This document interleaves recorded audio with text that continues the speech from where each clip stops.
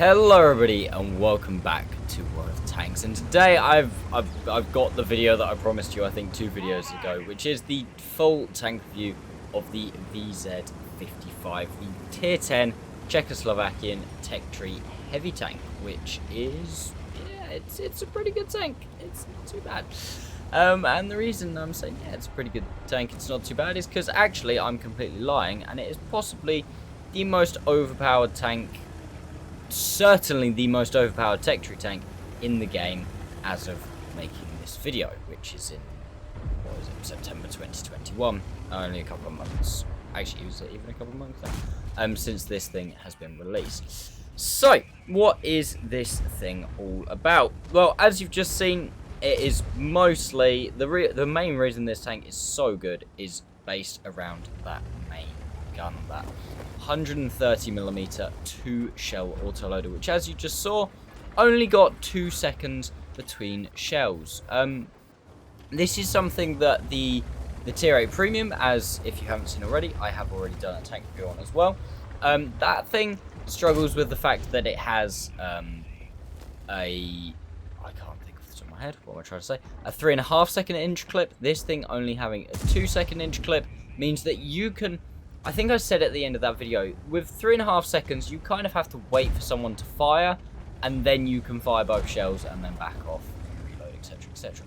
With an only 2-second inch clip, all you really need is someone to not be facing the right way, and you can poke, get both shots in, and fall back nice and quickly. Now, the tank does have 490 average damage, which, again, I'm going to kind of compare this to the tier 8, just because I've already done a tank review on that. If you haven't seen that, make sure you check that out. But if not, I'll explain why anyway. But this thing, because it's got 490, it's not actually as completely broken as the tier 8 in terms of alpha damage. Yes, it's more. However, it isn't as mental as the tier 8. Obviously, the tier 8 being as is, it does 460 average damage twice, which that was a shit shot max. Which is obviously absolutely huge at tier 8, whereas 490, yes, it's a good alpha, it's a half decent alpha at tier 10, but it's not amazing. Like, it's fairly standard for a lot of tier 10 heavy tanks. So obviously you do have tier 10 heavy tanks that got 750, etc, etc, etc. Like, it's nothing excuse me, nothing insanely special. However, obviously you combine that with the 2-shell autoloader, it then does become something special, with the fact that you've then got what is it, 980 damage per clip. This Jagdpanzer really doesn't like taking damage, and it was really upsetting me. We fired 2 at him earlier, only 1 managed to pen, and 1 I don't really know where it went. That clip, I have absolutely no idea where the hell either of those shells went. So, the shells on this tank, the standard rounds have 260mm of pen, which is actually surprisingly good. The premium rounds, which you can see I definitely don't exclusively fire, have 306. So, in that regard, the standard rounds are actually towards the top end of tier 10 heavy tank standard penetration. However, the premium shells are towards the bottom end, 305, when you're used to things having, for example, 340 heat pen, something like that, etc. It's actually having the 305, did I say 306, isn't actually that great. I'm trying to be super careful of this Jagdpanzer here, because obviously he puts in a game-ending maneuver on me if I make a wrong move. He fires, and then I put my second shot in and put him down to a 1-shot, which is nice, pretty good. I do quite like this area. I should probably point out, if you hadn't noticed already, we are on Paris. It is a standard game. Half tier 10s, half tier 9s, so pretty much a standard average matchup for tier 10. That AMX M451 looks like he's had a good day. But I push at the start. I usually, when you spawn west on this map, I quite often push quite aggressively into this kind of K5, K6 area, and all the way around, and try and take kind of like the 5 line. Doesn't always work if the enemy take the kind of whatever this area is called up here, like the middle, relatively aggressively. Then you can struggle because they have shots all the way down in at you. But it is a good place to be because you can play hull down, like for example where I was playing just there against the air group, you can play hull down against the majority of their heavy tanks, which is quite nice. This tank with the autoloader its accuracy and its aim time aren't the best, but they are certainly not the worst. It's not like the Tier 8 Premium. The mobility, as you probably saw at the beginning of the game, is absolutely insane. You can go 50 kilometers an hour with this thing. I have this thing equipped pretty much the same as the Tier 8 Premium. I think I've got vert stabs. I think I've got vert stabs, vents, and turbo and improved slot, because using new field mods, like, you can do funky stuff like that, which is always nice. Trying to finish off this 777, he clearly knows what the hell he is doing, because he is angling pretty much perfectly, trying to get me to bounce off his own tank. The grill fires HE. Poor shot on the grill. However, me firing does mean that the WZ forgets that I have a second shell, comes around the corner, and gets deleted for it. We are in a very, very, very tricky situation in this game. There are only 3 of us left, and we are alone. We are left against 8 enemy tanks, which isn't particularly fun. Make that 7 because the Conqueror finishes off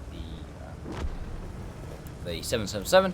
The 140 finishes off the Eggpanzer 100, and now that's actually put us in a lot better situation, because we're now at the point where it's kind of like, it's not too bad.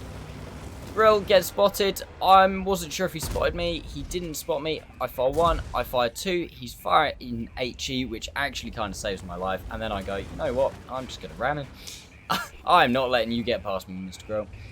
Again, I think about going straight down in and trying to save the Conqueror. I'm not actually loaded at the minute, so I'm not going to be able to do a huge amount. I think better and decide that I'm going to keep hold of the high ground. But 1 into the EBR and then the second into the TVP, finish it off both, which is kind of nice, and then make sure I back off in time so that the M60 doesn't manage to come and kill me. Although he looks like he is on a mission to kill me. Someone in chat says 10k game VZ. Unfortunately, not quite. I still haven't had a 10k game in this tank game, which is actually pretty annoying. M60 fires, bounces, I fire 1, I fire 2, I track him, I fall back, try and fall back as quick as I can, to make sure that I put as much distance between myself and him as I possibly can. Keep going. Keep going, keep going, keep going, keep going.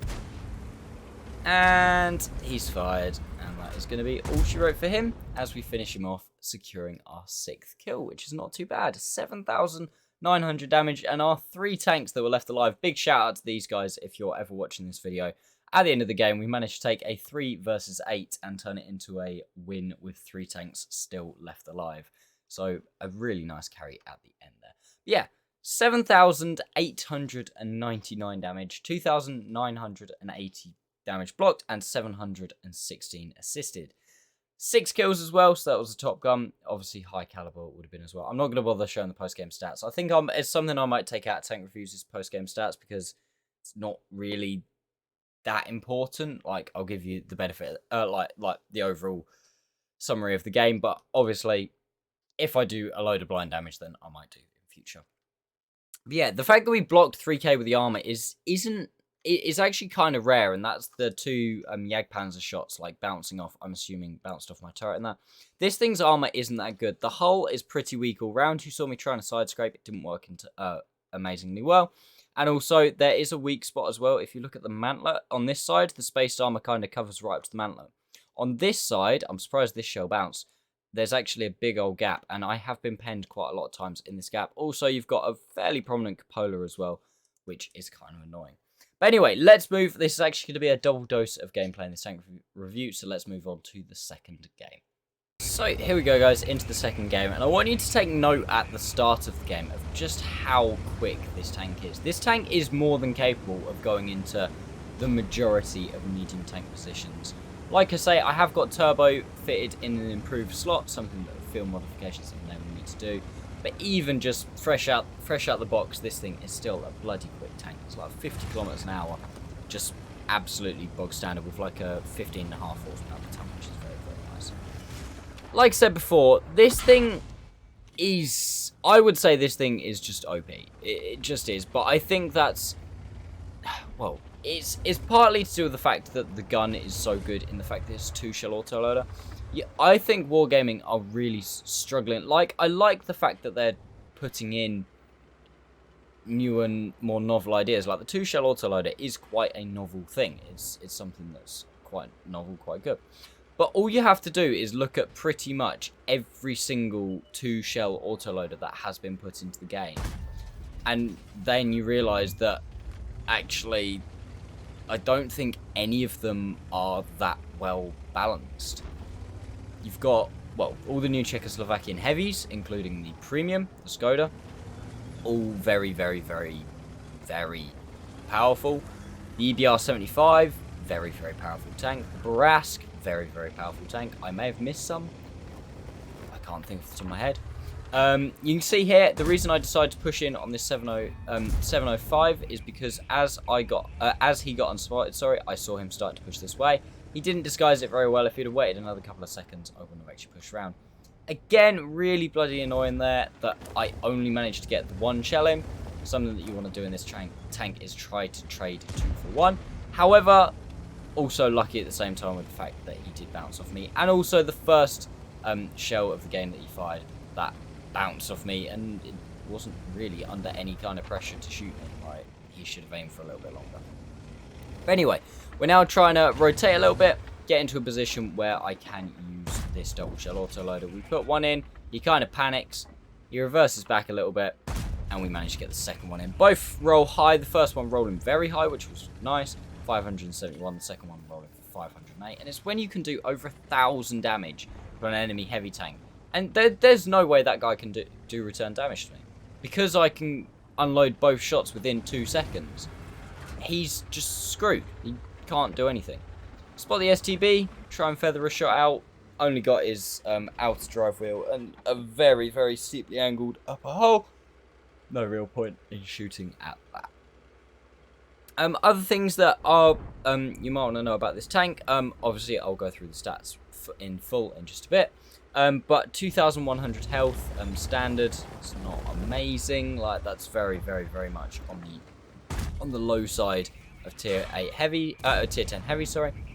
Again, get unlucky with that second shot not actually connecting on the 705. The 705 is kind of like the Jagdpanzer 100 from last game. He gets very lucky the fact that he's alive that long. We do take a shot from the STB in return, which is kind of annoying. But again, the fact that you're doing 490 alpha. I take advantage then of the fact that the 705, yes, I know he's loaded, but he wasn't really paying attention. He was probably kind of zoomed out, trying to feather an outline on looking at what 50 TP was doing, or looking what I was doing, and wasn't actually aiming his gun at me. So I went, okay, don't mind if I do. I'll take the kill shot. Don't you worry about it. Now trying to put in a bit of long-range fire against the Tortoise. Not really working out. This is kind of like a half-pixel shot. You've also got the fact that the wreck of the building is kind of in the way. So I would have done well to hit that. Hit both of those shots. But it's just one of those things. This tank isn't amazingly accurate. Like I said before, it's not horrifically inaccurate. But it's not particularly like... It's not like a Leopard 1 or something. I push forwards, decide to push across. STB, fire one into him. Fire the second one on the move, and again, it's something that is very similar to the Tier 8 Premium.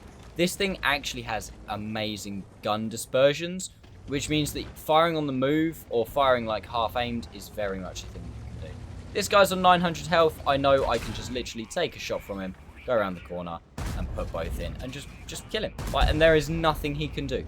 I know that as soon as anything drops below 1,000 health, pretty much, obviously maybe 950 or even 900 to be safe, you can just push around and kill them. So it doesn't really matter. As long as you're not going to take a huge amount of damage in return, you're going to kill things. That's what makes this thing so good. We almost take a very big shot there. That's how I know that the 4005 is up in that back corner, because he is the only thing unspotted and nothing else could shoot me from there. Really annoying that I fire at the Jaeger once, and then the second shell in me trying to aim for the track, the mill drives in front of me, and I don't manage to put a shot in. Which, based on the outcome of this game, is actually really upsetting. There's a couple of shots this game that I wish would have connected a bit more. You're going to see a couple more in a minute, because it was possible that this could have maybe been a 10k game. Again, looking up the top, I know the 4000 is up there somewhere, and I was right. Try and get a good shot, and again...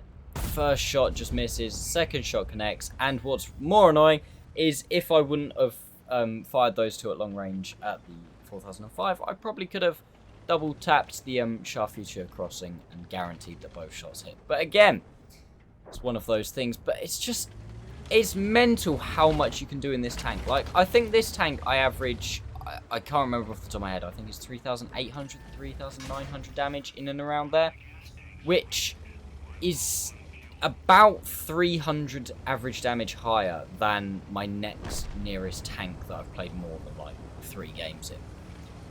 Which is absolutely mental when you consider that the majority of those tanks that are that high up in my average damages are Chieftains, 279s. And this thing just consistently has huge damage games.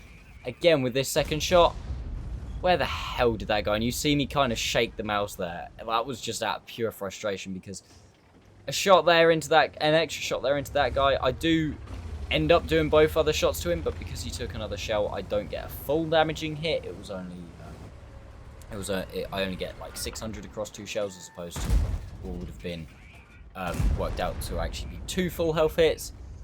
And it's just so annoying. And I honestly, this definitely could have been the 10k game, and I'm sure it'll happen at some point, and you guys will be the first ones to see it, unless it happens on stream. You guys will be the first to see it if I do get that 10k game. Into the Tortoise, we've still got a bit of health left to play with, so I actually kind of am being a bit greedy here, staying up for a bit longer than I probably should. Put both into the Tortoise, and the Tortoise is probably the only, or one of very few tanks at this tier that actually could manage to get 2 shots into me in that situation. Any other tank would have had absolutely no chance, would have at most got 1 into me. And it's also, it's the time, not necessarily just the inch clip, but also the time between reloads. Again, kind of unfortunate there that I hit reload almost instantly, and then the AE phase 1 poked around the corner. If I'd have just kept that shot, I could have possibly got another full health one into him. Who knows? But it's that you feel so confident in just being able to go like press reload and know that you're not going to miss out on a huge amount of damage, as for example in something like this, just off the top of my head, like the G-Saw, or even like something like that, where you've just got such a long reload, and it just takes so much longer. There, I knew as soon as I killed the Tortoise, I was probably, even whilst pressing reload straight away, in the best position to be the one to still put damage into the AE phase 1, owing to the fact that this tank can cover ground so quickly because it's fast, and because the reload is quick enough. I mean, base, it's only, I'm trying to find it on Tanks GG, 21 seconds. Definitely found that quick enough. Let's move that over nicely. Only 21-second reload just means that you can just feel so confident in going for that reload and still doing damage, which is something that not a lot of other tanks can do. Other things that you feel confident with the reload, for example, 57 heavy, it's not quick enough that if I'd have, like, you kind of have to sit back to avoid dying, but then when you need to push in, it takes you so much longer to cover the ground to actually get to where you need to be.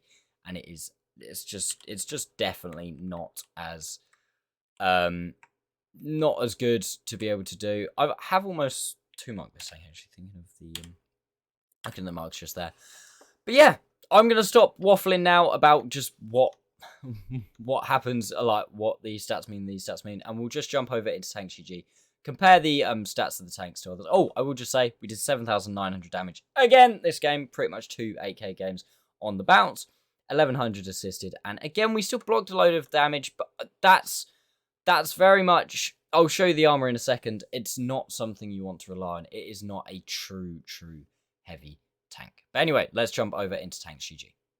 Okay, so jumping into the comparison, guys, and this tank, I'm comparing it to the 277 and the 57 heavy. Probably 2 wildly different tanks, but this thing is pretty much what would happen if you just mash these 2 tanks together. You would come out with something similar to the VZ. So starting off, this thing obviously gets the 130mm gun, same as the 277, which is more than the 57 heavy, and same. Following that trend, you get the 490 alpha as opposed to the 400, which is very nice. Obviously, 57 heavy is still the king of DPM. 3,096 base DPM, which is still insane because it has that a lot higher clip damage, 1,600, which is very, very nice. But it does take 6 seconds to unload it, which I know it's a lot more clip damage, but the 6 seconds kind of takes the edge off it, because again, obviously the 57 heavy is definitely still the burst damage monster, but you're more likely to have to take shells in the interim, and you can't back off as much. This thing, similar kind of reload to the 57 across the full clip, but yeah, you only have to sit out for 2 seconds to do 980, and yeah, as you just about to see, the tank is, the gun handling and everything like that is a lot nicer. This thing, I should actually point out, as it's a full tank review, this thing does get a single shot gun. However, if you want to play it with a single shot gun, I would recommend just play the 277. I would argue that the 277 is a better tank with just the single shot gun. Gun handling wise, exactly the same as the 277. 2.7 seconds aim time, 0.38 dispersion, and the dispersions are all exactly the same, which is, it's interesting. Like I said, it's not particularly accurate. The 57 heavy is more accurate, and the aim time is very much meh. However, the dispersions are very nice, and it's something that you can do a lot, is hit things on the move. If you compare it to the 57 heavies, they're over 50% worse, which is really bad. 8 degrees of gun depression is very nice, and it does allow you to work a lot of ridges, same as the 57, but obviously you have, not that the armor is great, but in comparison to something like the 57 heavy, which has obviously got massive turret weak spots, the VZ is kind of nice, because you can poke up, do 2 shots of damage and fall back, and it's unlike, like most things at tier 10 can't actually aim in that time. Mobility wise, pretty good, however not quite as good as the 277. 50 compared to 55, 100 less horsepower on the engine, 55 tons. This tank, like I say, it's very similar to the 277. All 3 tanks weigh pretty much the exact same. 57 heavy actually gets a better horsepower to ton. Okay, that's interesting. I wouldn't have thought that for a second, but there you go. However, with turbo, this thing still feels really quick, and obviously you can get up to a much higher top speed. Tank traverse, kind of on the low side, and turret traverse, kind of on the low side. However, I don't know if these are old stats, but I haven't really noticed an issue with those. I don't know if that's how they've tried to balance the tank. God knows. Armor we'll come on to in a second. Like I said, really low hit points. And 390 meters view range, which is actually kind of on the lower side, but still not too bad. Like looking at this, just purely looking at the stats without looking at the playstyle, you would think that this tank is actually quite bad. It's got low health, speed is pretty good, but not as good as the 277. Gun handling is meh, and yeah, it's just, stats wise, it doesn't look amazing, but when you actually play it, and as you've seen several times on YouTube, both of the games you've just seen, and I'm sure with so many other people's games, it's just such a good tank. It just works so well. And we'll quickly go over the armor. 90mm of side armor, so you can side scrape, but you've kind of got, like, I'm going to say Ferdinand weak spots. If you angle too much, you have got flatter parts on the corners of the tank, here and here. Upper plate is half decent. It's 115mm, but angled really well. And if you use your gun depression, you are pretty much bouncing off it every single time. If we go into live viewer, so this is, we're imagining that we've got 260mm of penetration firing back. If you're above the tank, the upper plate is very weak. If you're below the tank, the upper plate is pretty much impenetrable. However, there is a big glaring weak spot, which is this huge lower plate, which you can definitely pen. And like I said, you've got the big cupola as well. And there is, if you're firing gold, come in. There is the weak spots just outside of the mantler on the turret. I have found that a lot of people have been going through, like, outside the mantler. And also, I see a lot of people going through, like, above my turret. But I don't know if that's just lucky shots or what. I'm not 100% sure. But yeah, the armor is very much like I just...